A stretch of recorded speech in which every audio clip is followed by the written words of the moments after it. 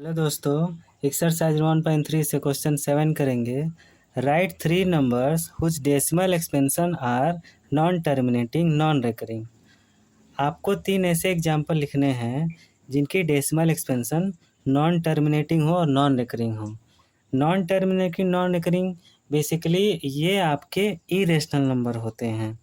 तो आपको 3 ऐसे डेसिमल एक्सपेंशन के एग्जाम्पल लिखने हैं जो कि नॉन टर्मिनेटिंग हो, यानी आपको इरेशनल नंबर लिखने हैं। ठीक है, तो सबसे पहले हमने कुछ वीडियो में पढ़ लिया है इनके बारे में, non terminating and non recurring के बारे में। तो यहाँ पे करके देख लेते हैं।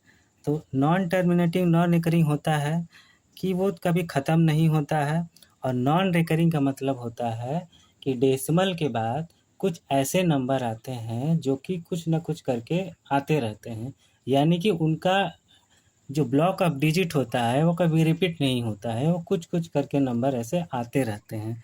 जैसे कि 0.10, फिर 1001, फिर 0001।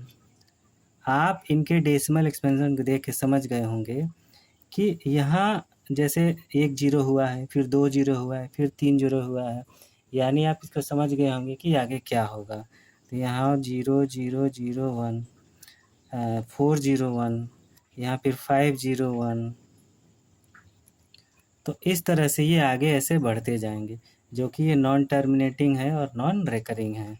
ठीक है, और एक एग्जांपल ले लीजिए, 0.20, फिर 200, फिर 2000, फिर 20000।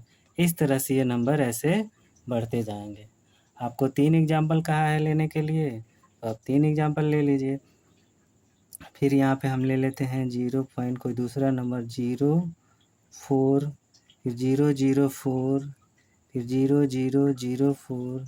इस तरीके से ये नंबर आपके इरेशनल नंबर्स होते हैं, जो कि नॉन टर्मिनेटिंग और नॉन रिकरिंग का ये एक एग्जांपल है। तीनों एग्जांपल आपके ये हैं। ठीक है, और ये आगे की तरफ आपके बढ़ते जाते हैं। क्वेश्चन ख़त्म।